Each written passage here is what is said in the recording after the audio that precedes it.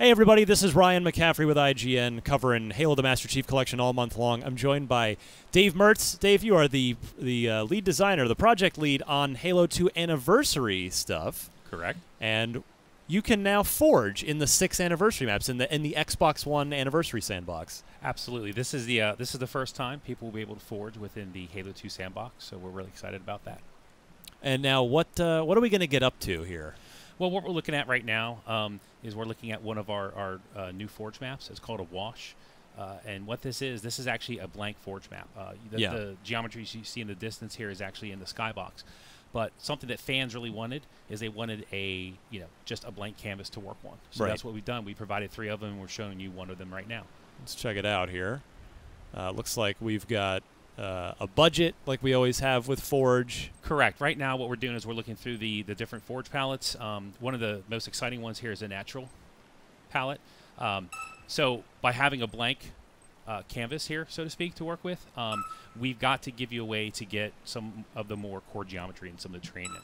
So this is probably one of the biggest things that people will notice. One of the biggest changes is this natural terrain here. As you can see, I'm laying down some natural terrain right now. We're rotating it.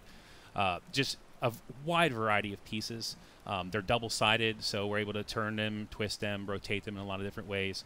There's a number of things you'll notice that we're going to be doing here, that I'm doing here right now, is, we have precision control back. And notice I say precision control, not just precision movement, because we've actually added precision rotation as well. Meaning? Meaning that instead of it being kind of your bulk precision movement or your bulk precision rotation, what it is you're down to like the 1 unit with this stuff, or the 1 degree with this stuff. Right, okay. And that's something that was lost in Halo 4 and that we brought back from Reach, basically. So right now I'm just going to sit here and lay down some more pieces. Again, we have a lot to show. I want to try to get through this with you guys very quickly. Sure, yeah. Let's just showing some of the canyon walls here. I'm just going to lay some stuff down here really quick. You're pretty good at this. I'm not so good at Forge. Gotten a lot of practice with it. I'm better at just playing the cool things other people make. So again, this is just really fantastic. Look at all the stuff we have here. Now you can see the cursor change here. That's me going basically into precision movement and precision rotation mode. So there is feedback for that, and now you can see the crosshairs change again. So you can see just in general that we've done some UI changes here, and we'll talk about those in a little bit. But right now I want to throw together some stuff. We have a variety of other natural terrain pieces that aren't just big flat pieces in the cliffside pieces you've seen here. We have rocks and all types of stuff with to give people the ability to really kind of create that terrain that they're used to seeing in Halo. But that was typically created by our group of artists. So we really want to put that power in the hands of the users. Yeah. And so far, everyone has just been really blown away and super excited about it. So I know, because we were talking on some of the earlier coverage earlier this month as part of ign-first, that I've asked Max Hoberman, the Certain Affinity boss and original Halo 2 lead multiplayer designer, like, hey, Bloodline, which is your coagulation remake. I'm like, it's kind of annoying to me that I missed the Scorpion tank. Where's the Scorpion tank? So I can just edit the map in this Forge and drop it back in. Correct.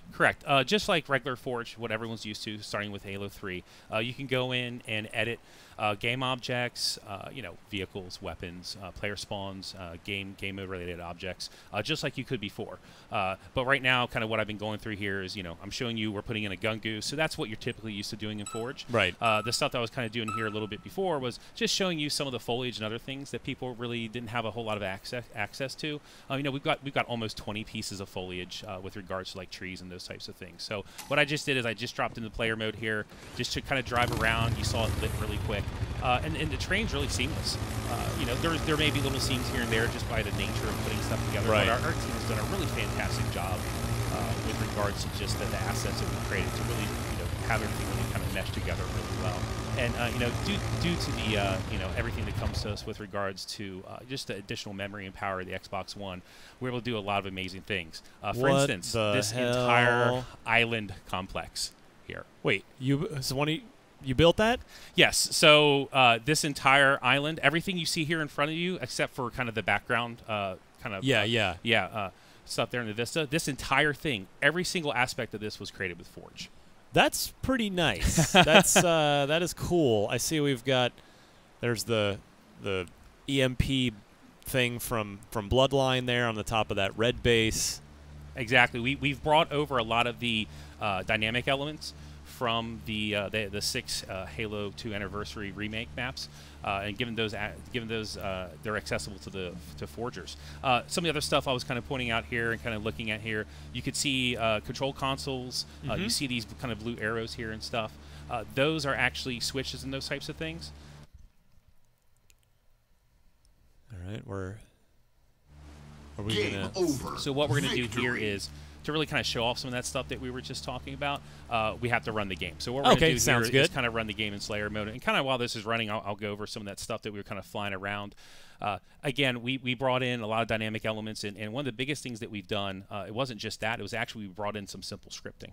So what that means is you're going to have control over being able to toggle things on and off, and just a whole number of things that we think people are really excited about. And a lot of that stuff really came from some of the cool, almost Rube Goldberg type things that we saw people that were doing with Forge. Right. We're like, well, let's make that official. Let's try to give them the tools and try to make things that they can do where they don't have to create these crazy contraptions and these things that, you know, were pretty hacky. But let's give them the ability to open and close doors and to do a whole number of things we're going to get to show you guys. And I think it's really important to point out that, you know, what was really exciting about this internally was everyone wanted to add this stuff in, and we had a huge amount of support from Microsoft and 343 for our Forge efforts.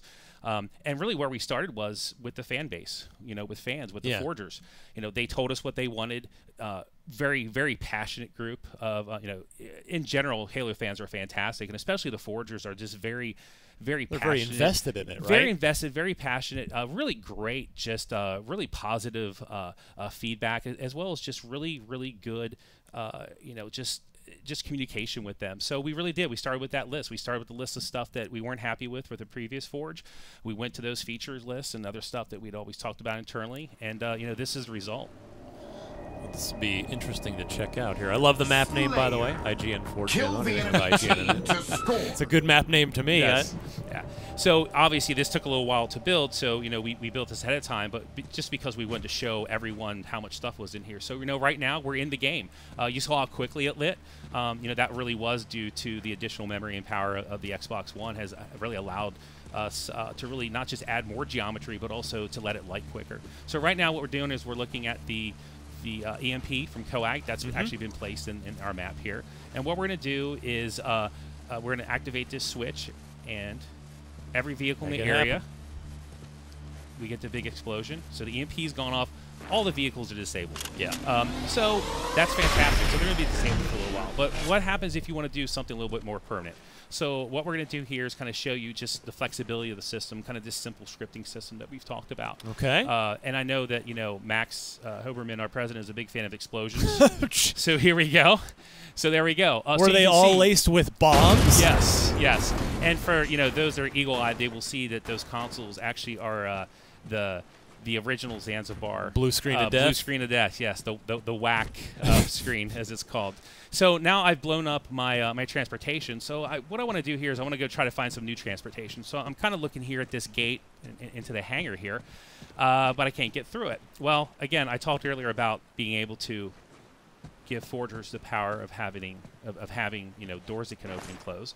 So here we go. And this is actually the door, the gate from Zanzibar. Nice. So we're going to go through here. Now, we showed you how to disable vehicles. We showed you how to destroy vehicles. So now, you know, we're kind of in this hangar. We're looking for transportation. Well, let's spawn a vehicle. What? So in this case, we're spawning the Hornet, which is not new to the franchise, but definitely new to H2A, to Halo 2 Anniversary. I wasn't aware teleportation technology had made its way into the Halo universe as of yet. So what we did here is, so now you can see there's a lot of neat stuff that people can do, not with just a Forge maps, but build into vehicles. So I'm going to sit here and take off. Oh, but I'm blocked by another gate. Well, that's not a problem, because what I'm going to do here is I'm going to activate this. So we're able to actually not just toggle things on and off through the normal, you know, activate controls. Yeah. But in that case, we're able to actually shoot the switch. So we're going to fly around this island a bit here. Again, everything that you see here has been placed and constructed. That's nuts. How long did this take? I think this was actually, a lot of this was put together by our designers back at Certain Infinity, Scott McLean.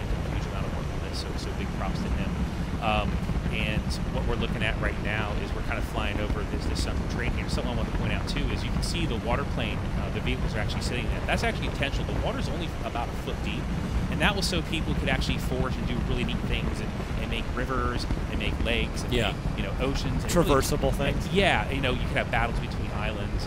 And what I was showing off there real quick was some of the race gates. Those were something new we added. Again, you don't see those a lot in the main map, so we wanted to add those for people. So I'm going to land the horn here. Going to kind of walk around this landing pad that we've created. I'm going to walk there, and I think that I'd probably get in trouble if I didn't point out something. I saw a different colored. Yeah, and I don't know if this has been revealed yet. But what we did is this is a this is a Heretic Banshee. Yes, this is something new that we added. Nice. a little bit of fan service. It looks fantastic. Our art team's done a fantastic job with it. And this is something that players are going to have access to with Forge. Very cool. It's always good to see it. Another little Halo 2 callback right there. Yep, absolutely. So, we really have shown a whole bunch of different things with the scripting, mostly vehicles, dynamic things you would expect. But you can actually activate and spawn in with our scripting system geometry.